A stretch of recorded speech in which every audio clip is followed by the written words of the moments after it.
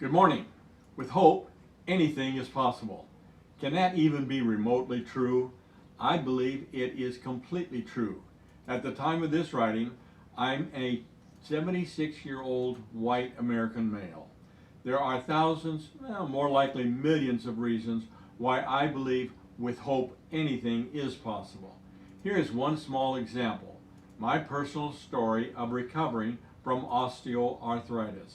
Osteoarthritis is also known as a degenerative joint disease, arthrosis, or non-inflammatory arthritis. Essentially, it is a joint area that is undergoing degeneration at a faster pace than regeneration. Findings such as bone spurs, diseased joint space, cysts, calcification, and other bony degeneration signs often appear on the x-rays of an arthritic joint. Typical symptoms include joint grinding, excessive popping, and a feeling of discomfort or pain that may be experienced within the joint, especially when subjected to extra weight, like trying to stand on it. My primary care physician diagnosed my feet to be suffering from osteoarthritis based on the x-rays of my feet.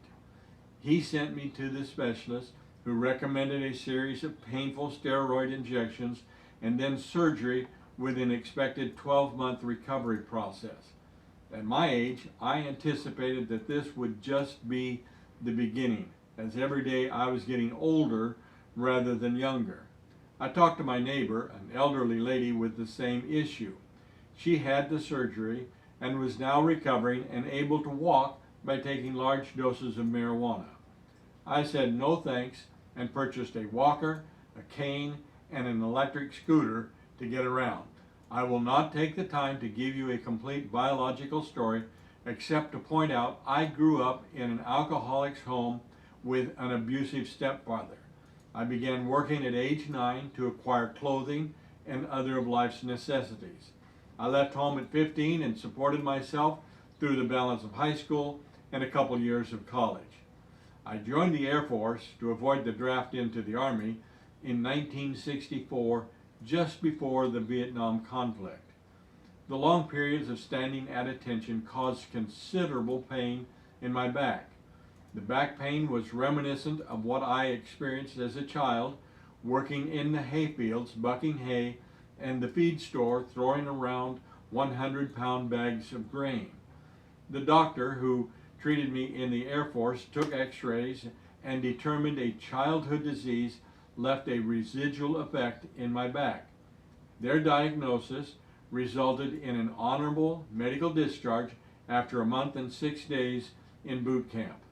At age 9, a nice couple from the local church took an interest in this ragged vagabond and started taking me to Sunday school. During this time, I learned about the love of God and began learning Bible passages as a weekly assignment in the Sunday school class. These Bible passages provided a sense of hope and an overall positive attitude despite my seemingly dire position as an abused son of migrant workers. The Bible verses revealed God's love and the power of prayer for physical, emotional, and financial solutions.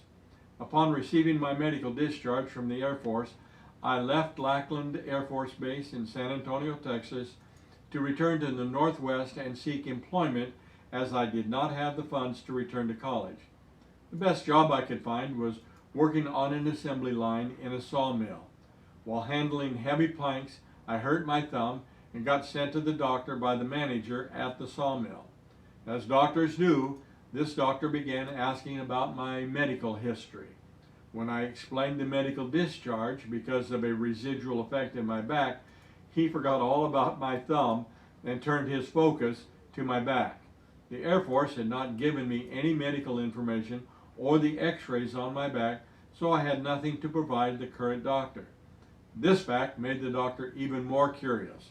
But whatever his motivation, a new round of x-rays was ordered. A few days later, I received a call. It was the doctor telling me there was nothing wrong with my back. Even though I had prayed for healing in my back, I still felt the pain. When the doctor said there was nothing wrong, I asked to see the x-rays. He laughed and said there was nothing to see. I insisted because I had a vivid memory of the damage that showed in the x-rays taken while I was in the Air Force. It was apparent to me something strange was going on.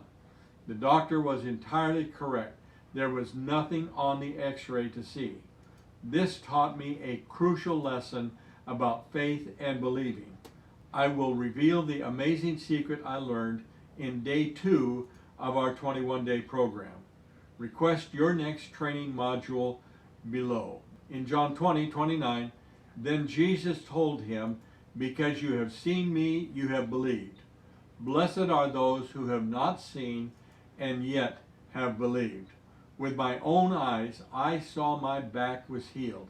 I prayed again, and in about a week, the pain disappeared. Now, more than 50 years later, I decided to build an online study course to complement a book I wrote titled The Self-Administered Attitude Transplant. In the middle of my research, I got so excited reading about the power of the subconscious mind's ability to, among other things, affect the healing of even incurable diseases. And then it happened. While laying in bed thinking about all the marvelous things the subconscious mind could do, I had an epiphany. It dawned on me, despite my age, I did not have to accept the continuing deterioration of my health, particularly arthritis in my feet. I woke up the next morning and the pain was gone. This time I had faith first without seeing the x-rays. The electric scooter was sold a week later at a garage sale, and the walker is stored in the garage waiting for the next garage sale. Is anything possible with hope? Yes, it is. In the next 20 training modules, I will tell you about marvelous faith healings and documented medical healings accomplished by accessing the exponential power of the subconscious mind. I will tell you about medical tests where people were healed by the sugar pill. They call it the placebo effect.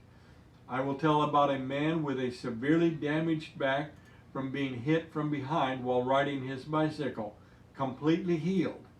Even a fake surgery that healed a group of men suffering from arthritis in their knees. Please sign up below for the remaining 20 days of our 21-day training program to bring you health, wealth, and happiness in your life. If you'd like to get started today, when you go to bed tonight, visualize how you would like your day to go tomorrow. Picture it in your mind with full detail. In the morning when you awaken, write down the things you are thankful for. It's simple. Mornings, write down gratitude items. At night, visualize what you want in your life. Until tomorrow, I'm W.L. Laney, wishing health, wealth, and happiness for your life. Remember, with hope, anything is possible.